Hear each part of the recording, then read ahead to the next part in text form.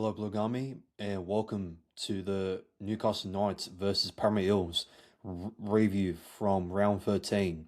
As we have unfortunately fell short against the Newcastle Knights in the Dylan Brown Cup, unfortunately. And in this game, look, it was an absolute slugfest of poor ball security, in my opinion. And Dylan Lucas today showed us on why we need to sign him because of his speed, just exposing our left edge defense, just making it look so easy there, combining up there with Caleb Ponga and with Fletcher Sharp. So yeah, look, once again, we can't do nothing too much about our defense at the moment until Sam Moa gets sacked. Unfortunately, this is the type of holes that we have to work on and to also um, just to uh, deal with at the moment. And there's not there's nothing really much that we can do at the moment to really just fix our defense because the roster just keeps on changing with the amount of injuries. And today we had a brand new spine coming in with the likes of Isaiah Iongi, Josh Papali, Ronald Volkman, and also with um, Jack Williams playing as our captain for the first ever time. Also, you got Harrison Edwards coming in as a late change there for Talon da Silva, which I thought that Harrison Edwards was very quiet. He has done look he's made a couple of good tackles in that, but I don't know why he called in for Harrison Edwards to play a bit of dummy half there because like he has done absolutely just nothing there until relying on Dylan Walker to come on and to just make immense there and just to run our dummy half there and just to open up the play there with Ronald Volkman just playing finally playing a running game in the second half just to open up the game much more. And I thought that Ronald Volkman today really just stepped up and put up the bomb kicks, and yeah, he really just had a few different types of combinations of attack. He put up the bomb kick. He finally put in a grubber, which ended up as a try there for Jordan Sam Ronnie, who just managed to plane it down there from his wrist there, just and yeah, I thought there were a couple of moments also from Ronald Volkman where he could have done a little bit better there, just pick and choosing when he was, I think, in the second half where he was doing this and then just trying to pick and choose from his players, and I believe he just passed it out to I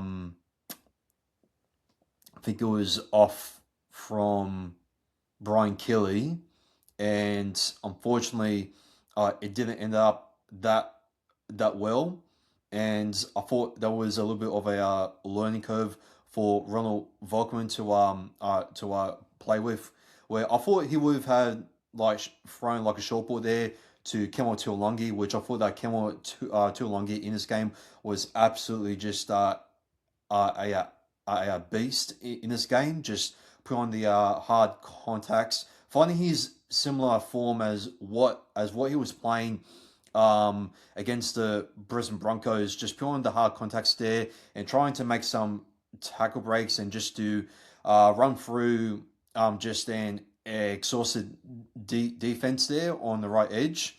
And yeah, I wish we would have explored a little much more opportunities on the right side. But yeah, unfortunately, there were a couple of moments where on our right side, we were executing quite well with that first try being absolutely just amazing there.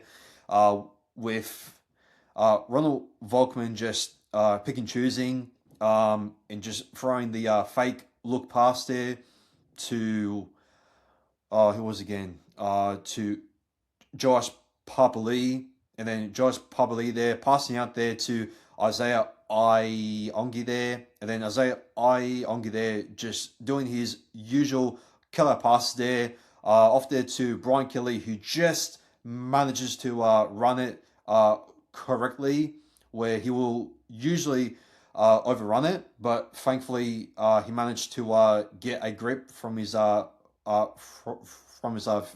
fingertips there, and it was able to actually stick on his hand for once, and he managed to scramble the ball on the try line, and with three or four Newcastle Knights defenders trying to stop him from putting the ball down. That was an absolute amazing link up there, and just ended up just being an amazing scrambly try there for Brian Kelly on his 200 game. And as much as Brian Kelly had some great moments where he will have some very strong straight runs there to really get those good post contact meets there, or where he will look like where he will break tackles and that. I still reckon that his vulnerable ability just really just brings him down quite a lot.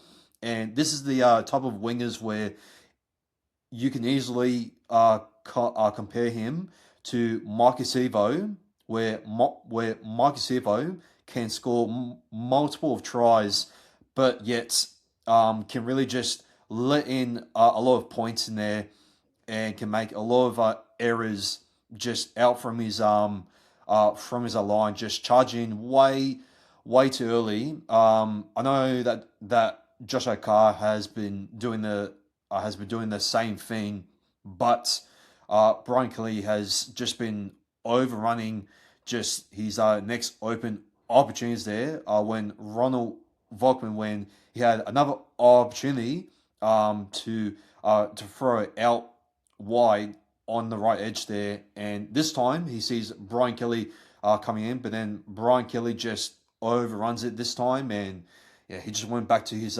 usual vulnerable self, just overrunning his attacking plays and his open opportunities just to try and catch the ball there, and just to try and just put the ball down. And I just don't know on what you can do about him, because like he's been doing this multiple of times, and I just don't know why Brian Kelly just cannot stick to the plan, or he cannot just run a consistent, just good timing on his runs to easily just catch those balls, and to put the ball down. And yeah, I just don't know why he cannot even do that at all. So yeah, but look, look, first half, I thought we were a better team, in my opinion. But in the second half, Dylan Brown absolutely just owned us, where we own him, and also targeting him in the first half, just putting on a lot of pressure on him, barely even putting kicks away, kicking a ball dead, where in the second half, it started off with Ronald Volkman putting in a kick in dead, which yeah, that was a very that was a very unfortunate moment for Ronald Volkman, but also a learning curve for him to learn off. That's and that also goes the same there for Josh Papali there, as well. As he had a couple of moments where it was about to be half time. He had a big opportunity there where he had a line break there with his great footwork there on the left edge there, and he managed to see Sean Russell on his inside there, but then Sean Russell was right in front of him, and he threw the forward pass, and yeah, that was another big learning curve there. But usually when he will play fullback there, he wouldn't really throw a forward pass from his position there, playing fullback. So I don't know why. When playing as a 5'8", he can be a little bit overwhelming with his passes and his decisions and that. I know that playing as a half is a much more harder role, and yeah, I think there were a couple of moments where playing as a running game, he was pretty decent, but passes and also kicking wise, he really needs to work on that. Just a little much more. So yeah, look, I know that he has been training as a 5'8" throughout the whole entire of preseason, but it's still a little bit questionable. I know this is his first ever game back as a 5'8" for a few months, but you really got to ask yourself, like, is this really a long term plan for Josh Papali'i to really just play to really just play as a 5'8" long term wise, and is this really going to be our long term 5'8"? And do you reckon that Lorenzo Talatona is still a better 5'8" and can maybe produce as a kicker and passer, and also execute those moments there a little bit much more better than what Josh Papali'i did?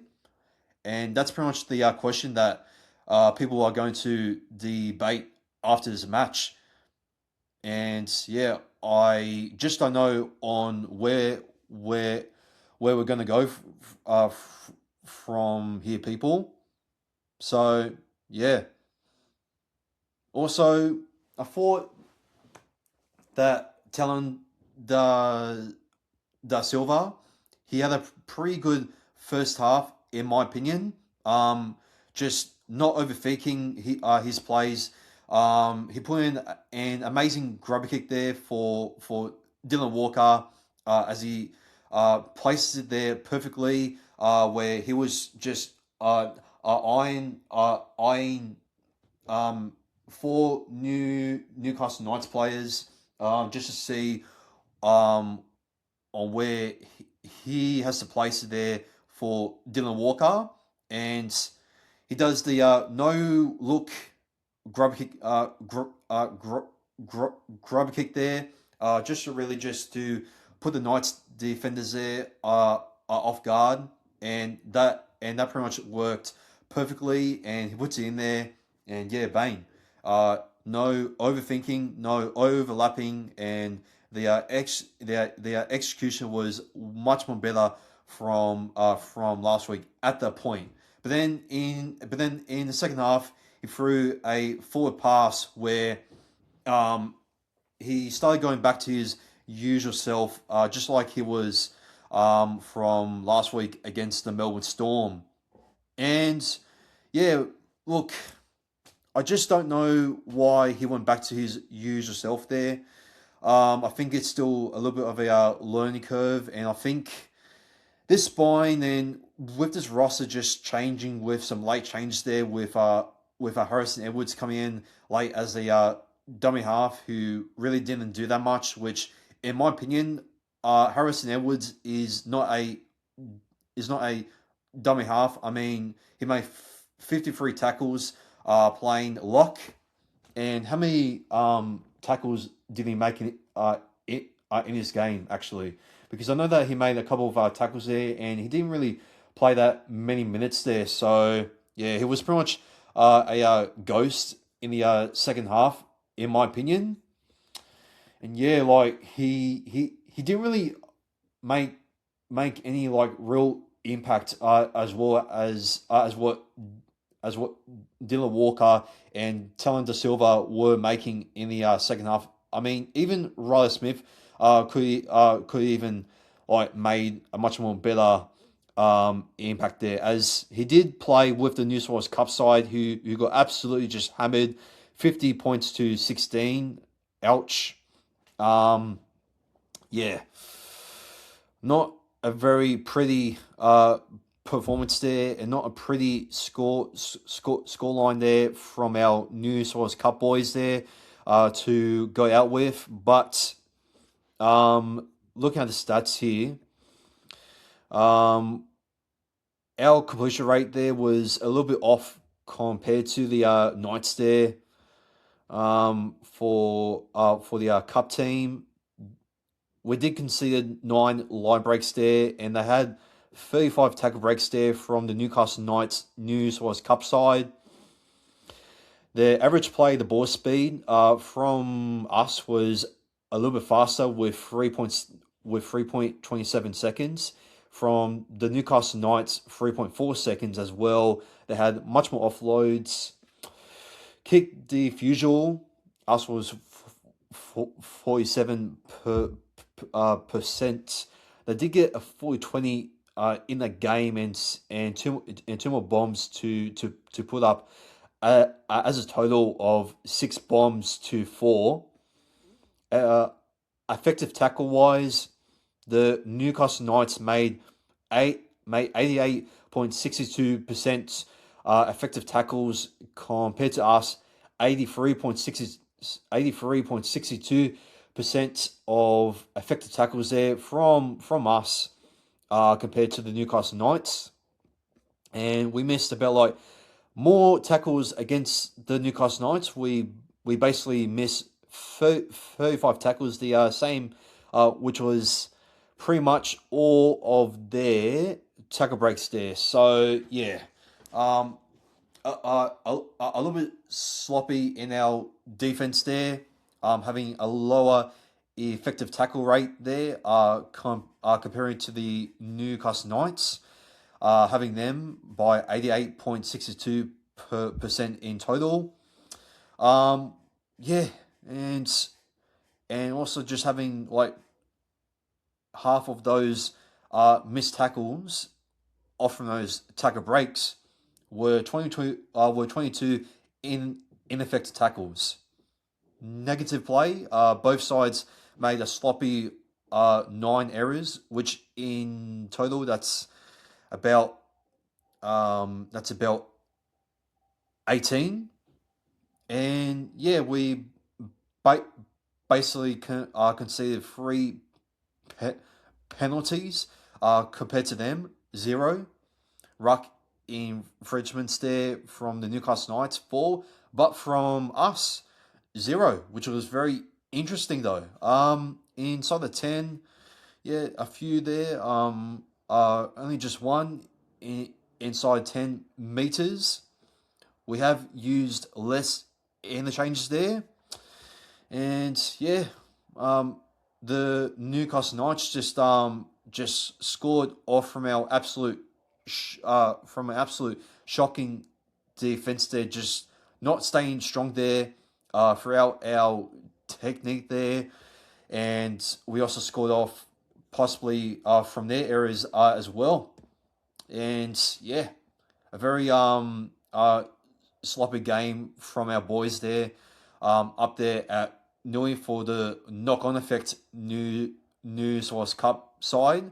But for our boys in the NRL side, we fought hard towards the end, and when I thought that Fletcher Hunt scored a try there, when Dylan Lucas, or I think it was Fletcher Hunt who scored a try, which I thought that they were going to convert it to make it 30 points to 16, where they missed it. But then that intercept there from Jordan Sam running there, the almighty IBS there, intercepts it there from Fletcher Sharp, and he goes and gives us great field position there, where Isaiah Iongi there gets in good footwork there, where he thought he was short, but he manages to brush it over the try line, and it was pretty much game on, and it wasn't game over until we said, well, the fat lady has a son yet, so it is still game on at the point. But then, of course, the last little execution where we needed it just came up as a rush, overwhelming play where it ended off from Jordan Samrani accidentally just putting on a forward pass to Brian Kelly, where the referee said, and sorry, no, when Jack Williams was trying to challenge the forward pass, which obviously you can't, but realistically, the NRL should be considering to bring in the capture challenge for the forward passes, and this is why a lot of people have been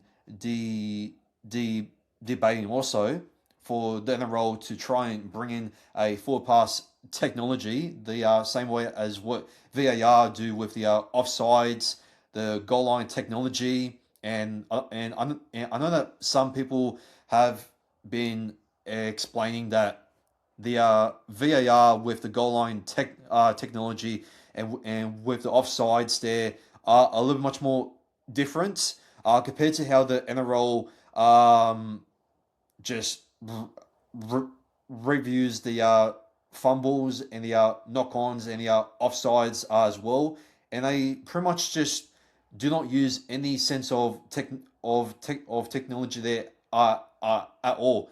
If they see a forward pass, it's not really a forward pass. According to the rules, it can also count as a error there where the ball can pop out forward, but it was actually a loose ball. So yeah, unfortunately, until the forward passes do come in as in consideration as forward pass technology there.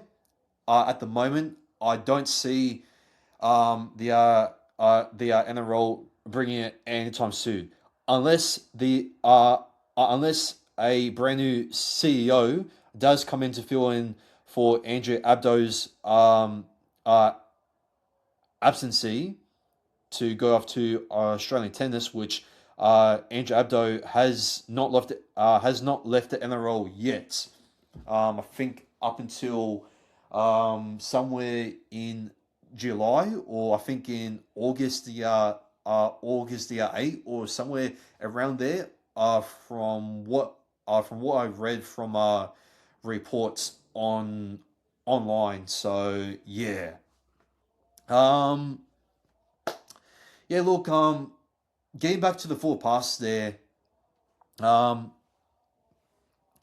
it's very surprising that the referee just couldn't even call out just 1,000 forward passes that the Newcastle Knights were getting away with. And it was absolutely disgusting that I had to sit there and just to look and to also count on the amounts of forward passes that the Newcastle Knights were getting away with, and yet they were calling forward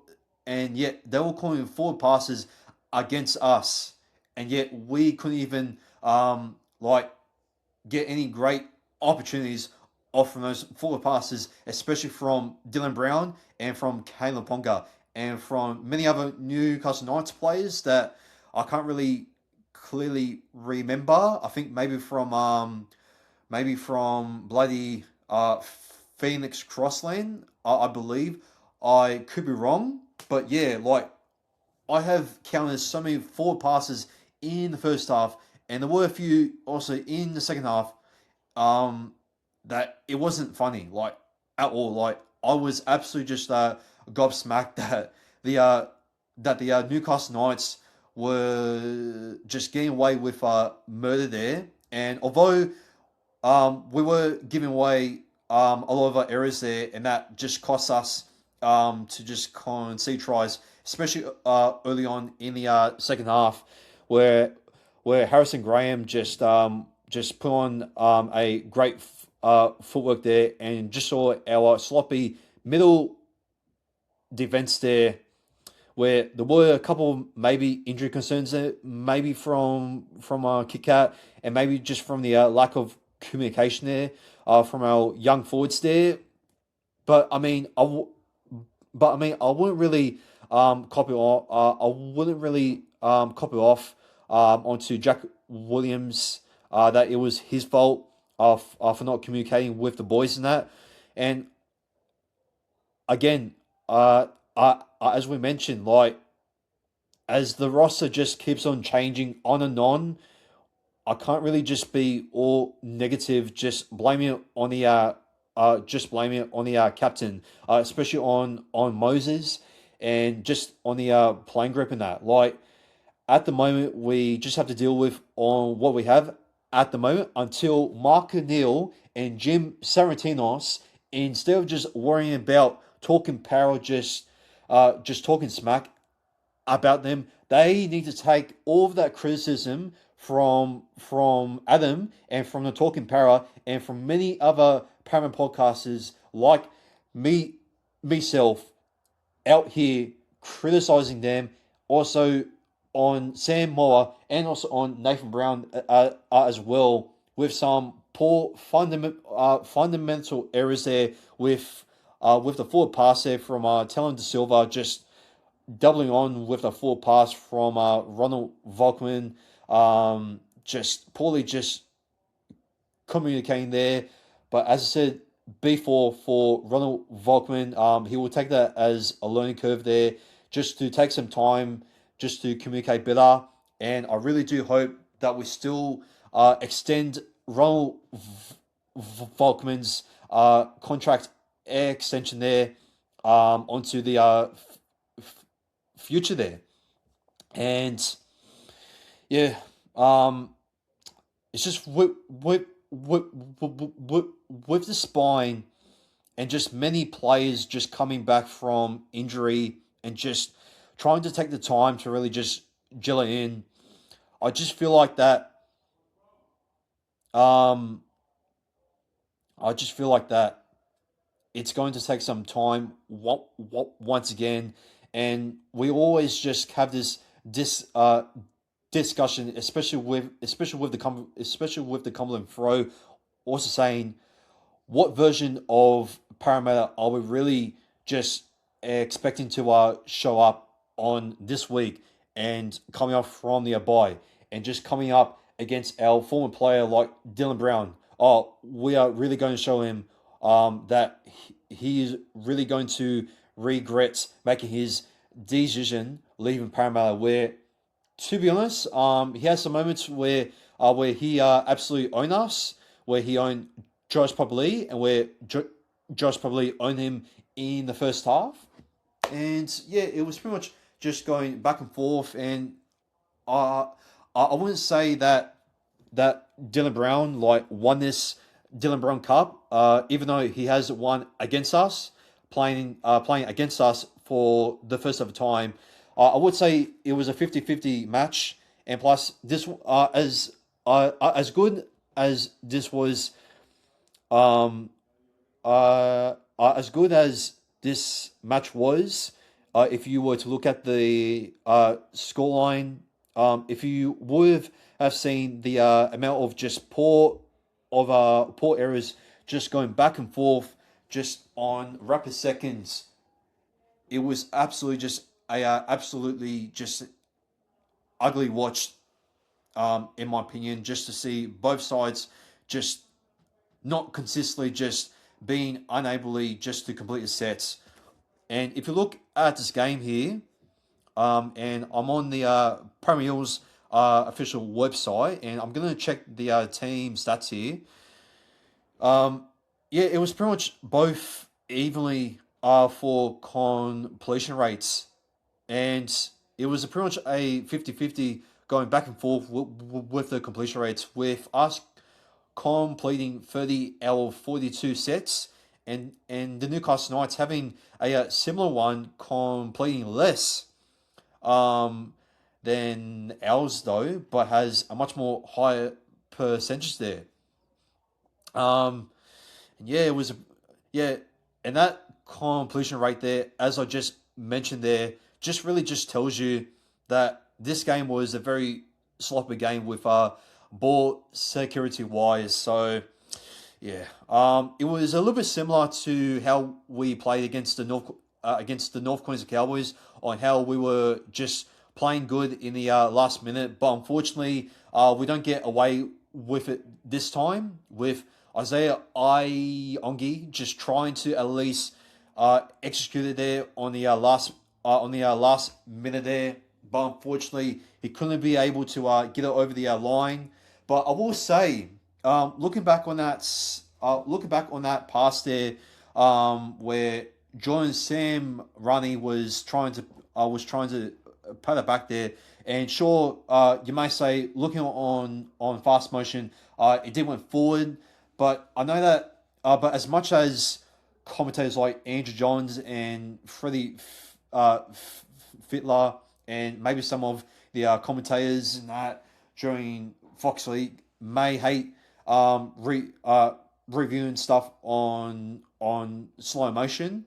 Um, Looking at slow motion, uh, I do find it a little bit I do find it a little bit interesting that the bunker and the referee didn't even gone up to even see if that actually came off from Greg Ma, Marzu there.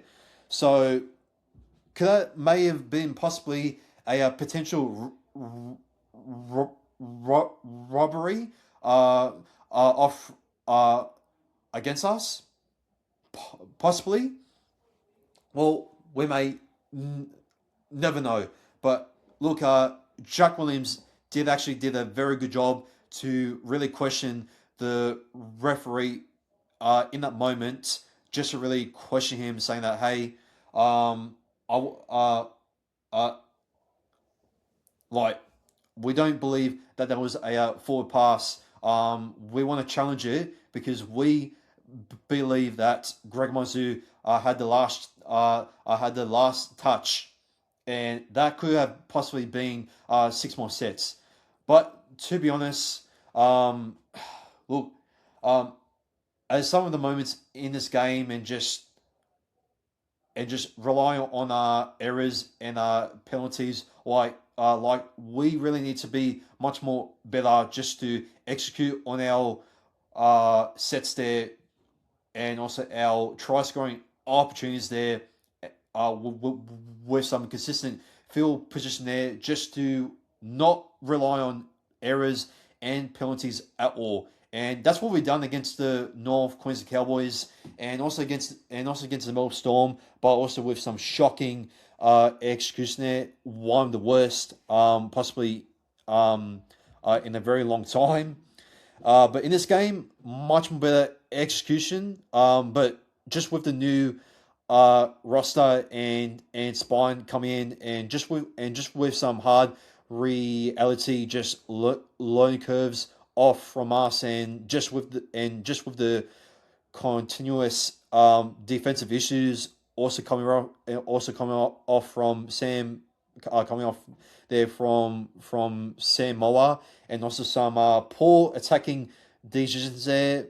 Where once again we have to question both Sam Moa and Nathan Brown, and I know that I have been saying this for multiple of times, but I'll say it once again until Sam Moa, Nathan Brown, Mark Neal, and Jim Saratinos are going to be held accountable. We have we have no we have no other choice but to deal with this issue at the moment, uh, until we fix up our executions, and also those areas where we can just patch it up, and then just say, oh well, those are areas. Oh, well, we had to learn off from them. So ignore what's happening in the background, Parma fans, because yeah, Mike Neal and Jim Saratinos and Sam Moa and Nathan Brown aren't really the biggest issues here, which they are.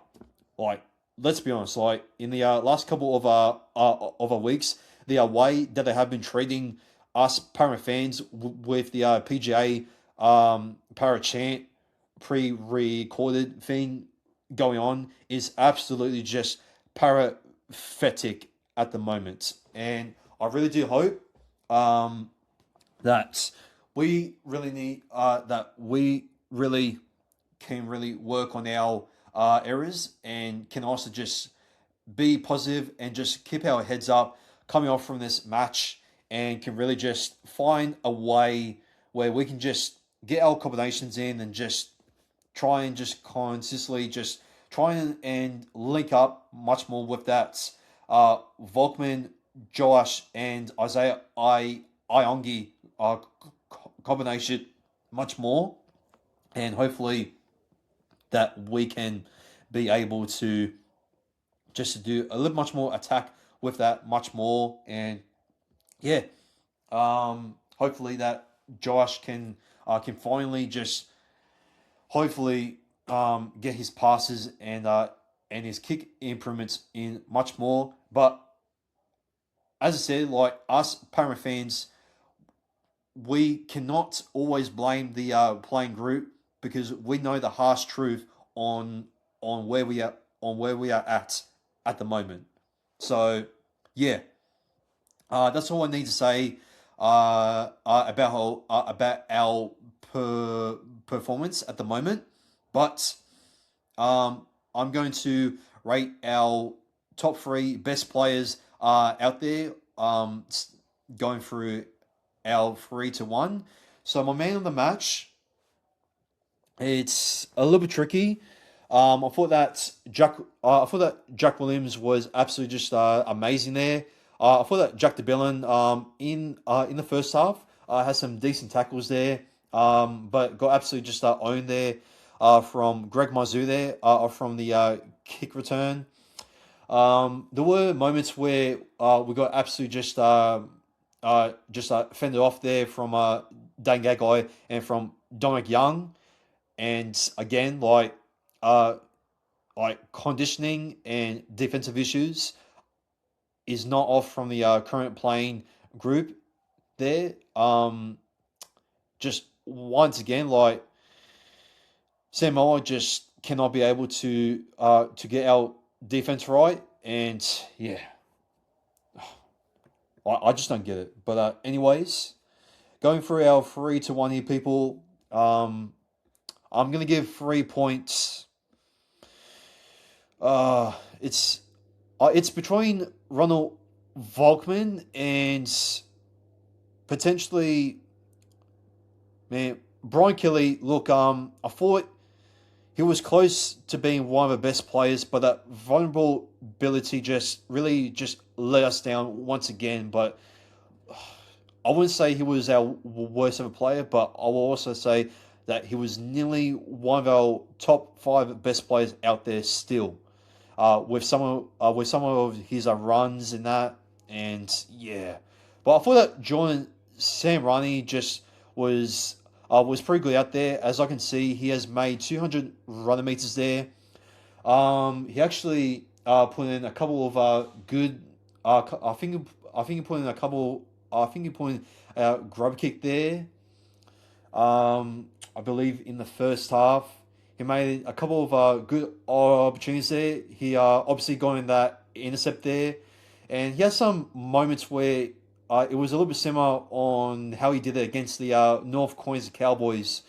And yeah, do you give him 3 points for that? But again, um, he had three tackle breaks there, less than what Iongi and Brian Kelly did.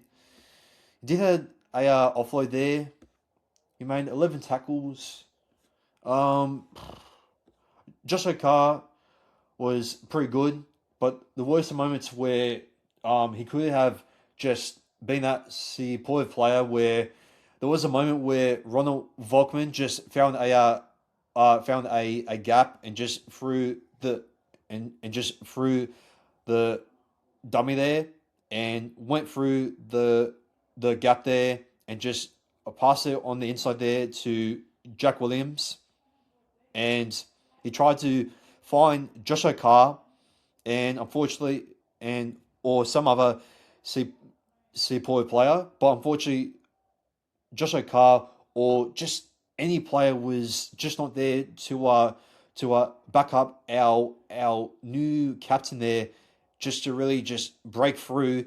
And maybe that moment, if there was a Sepoy play there, then this match could have gone into going point. So yeah, um, Luca Moretti, he had a couple of good runs in that, but I thought he was uh, disappointing in my opinion. Still, um, he made 14 tackles off from. Well, to be honest, he didn't really play that many minutes in that. Telon De Silva, a very good first half, but second half just very ordinary. Just back to his usual self on how he was just making poor executions and just making lazy the decisions there with no common sense at all. Jack Williams, he's pretty close from being man of the match. Kelmo Chalongi, you can maybe give it to him. I thought that kick out was also close to that. He made a couple of good offloads, a couple of good hard contacts, similar to what Kelmo Chalongi was doing. He made more. He actually made more post contact meters, even though Kelmo Chalongi was running on top of players in that twice. Um, yeah, Dylan Walker. He really opened up the play when coming up from the bench, where Harrison Edwards was just doing stuff all. Where I'm gonna see on what Harrison Edwards' stats are. So for him to start, he just played half an hour of footy, having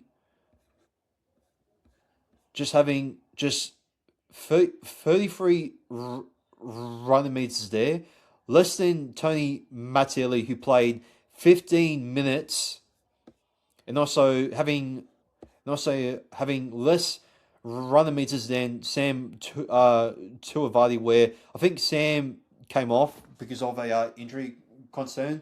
So I am hoping that Sam Tuivasa just be uh, won't be injured, which I thought he was very strong in this game, and maybe that's the reason why he wasn't starting, because he wasn't really 100% with his fitness, so that's why he was named on the extended bench. Look, Harrison Edwards had at least 37 passes, had 41 recepts though, but he made 19 tackles and only one missed tackle there, which for him playing half an hour of a footy, like, it's not bad, but it's not great.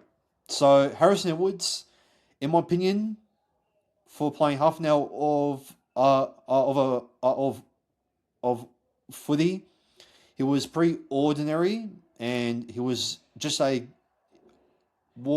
not completely a ghost in this match. I just thought that he could have done like a much more big impact if he wasn't playing as a dummy half, in my opinion. So yeah, I mean, I even thought that Jack DeBellin was good defensively, but attacking wise, like, he wasn't really that great at all. And I really think that maybe that Jack DeBellin, who was playing 39 minutes there, maybe could have shifted his minutes there with Harrison Edwards just to come on, and I think that Jason Rolls really missed a massive opportunity there just to really just experiment Harrison Edwards, who was coming off from New South Wales Cup there, making 53 tackles against the Dragons on that Sunday footy festival thing. And speaking of Jack DeBellin, Jack DeBellin only made 24 tackles, and look, that's pretty decent there. Playing 39 minutes, but come on, you could have at least given Harrison Edwards somewhat of a bigger opportunity there, just really just to play himself on debut, and yeah, just not really a great enough debut in my opinion for Harrison Edwards, and yeah, hopefully that next week that Harrison Edwards may be able to may be able to rotate some minutes there with Jack DeBellin there, just to come on as a much more better attacking lock forward. So yeah, but then you got the role there with Dylan Walker just also coming on, just playing a bit of dummy half and also lock there as well. So yeah, it's a little bit hard there to really just to see on what he is going to do. Maybe do you bring on Harrison Edwards just on for Luca Moretti, since Sam Tuivasa just coming off just early may not be able to be fully fit, or hopefully that he won't have a injury concern. But if he does, in case, do you maybe bring on Harrison Edwards on for Luca Moretti just to bring somewhat of a much more bigger attacking impact? But yeah, there's not much of a versatile role that you can really do with for a Harrison Edwards, other than just maybe just bring on as a very good solid defensive player. And yeah, I just want to see more of him in attack, because also, how much ball did he actually get? He's only going about 5 runs. So yeah, that's not really good enough for me to really just to justify if Harrison Edwards is a just not that great of a signing yet. So I won't really judge him too early. And I know that some Parramatta fans and some Parramatta podcasters will be just overly just peed off that we have signed a absolute nobody, and yeah, just not the great enough. Just really just to judge off if Harrison Edwards is bringing any real impact at all. So going back to my 3-1, since I was going off the topic there, my 3-1s, people. Man of the match. I'm going to give it to Ronald Volkman. I think that he really just confidently just stepped up with the skills there, with his pick and choosing passes, and with the different types of kicking the decisions there, and with his running game there, just exposing the Knights there, and just really just winning the Dylan Brown Cup there, just pretty much just kind of outperforming Dylan Brown a little bit there. So yeah, I thought that Ronald Volkman in this game, in my opinion, was performed much more better than what Dylan Brown did, and yeah, he really just got us just to try and get our edges to find those gaps there and just to burst over. And he really just tried to link up with the spine as well. And that's something that Moses uh, was trying to do. Like Mitchell Moses was just trying to cut up cut out the passes and just trying to find his winger rather than just trying to see the players where he can link up with. And Mitchell Moses, where he was playing along with, where he has been playing along with Ronald Volkman ever since Volkman has stepped in as his new half pairing, has mostly just relied on Ronald Volkman just to do most of the running and the passes and also the kick game as well. And like that's something that Moses just doesn't really have in himself at all anymore. And like it's just a little bit of a shame that Mitchell Moses just cannot have that. But unfortunately, with his age at the moment, there's nothing. There's nothing really that much that you can really do at the moment on the way that Mitchell Moses is just being relied on as a captain, just trying to communicate and just to try and shout out at his players poor errors there, and also just try to get the attack going and just try and punt us out from trouble there. Where Ronald Volkman, where we were attacking there, he really just put up the bombs there and just not always just going with the safe options there and just try and just put in grubbers and just try and pick and choose where it can work and where it can just be a where it can just be a poor error where he can learn off from. So yeah, um, if Ronald Volkman can just learn off from his errors there, and if he can maybe just possibly just maybe work on a bit just to maybe risk a couple of short balls there on our back rows there, like Kelmo Tuolungi, the way that we're seeing from Mitchell Moses, where he was throwing those short balls there to Kelmo Tuolungi, and that really worked for him to really just burst through the line there and just to run through the Brisbane Broncos defense. And yeah, um, yeah, uh, nothing really. I think I summed up Ronald Volkman's performance compared to Mitch Moses there, and that's why I have given him a. That's why I have given him 3 points. So yeah, 2 points. I will give it to. I think I'll give it to. Let's see here.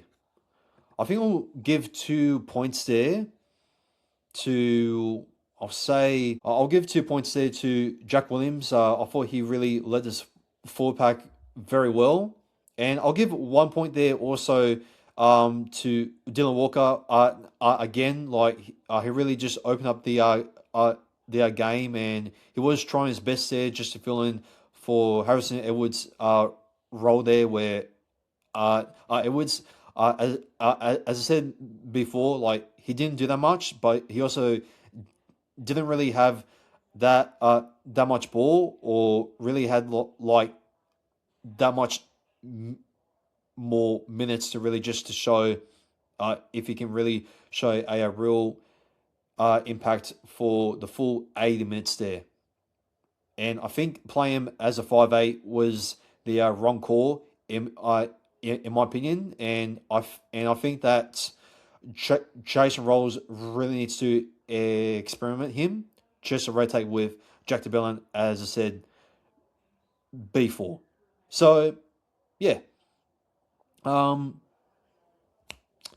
and that's pretty much it there for my 3 to 1. And that's going to be it there for my review there for the round 13 NRL 2026 Newcastle Knights against us boys away in the Dylan Brown Cup. We have unluckily, a bit of controversial forward passes that the Newcastle Knights have gone away with murder there, have gone to win there, avoiding a late scare there from us to possibly take it to golden points as we go down 6 points and we move on to next week against the Bulldogs once again, but at a core stadium on the King's birthday. And that will be it there for this review here, people. So if you haven't yet, please go and like and subscribe to and also share to the Bulungami podcast YouTube channel as well, and make sure to also follow us on Spotify. Sorry, no. Also, give us a listen on Spotify and also on Apple Podcasts as well, and make sure to also follow us on our pages there on Instagram and also on TikTok as well. And that will be it for this review. And as I always say at the end of every single Blue and Go Army podcast episode and also review, go Para!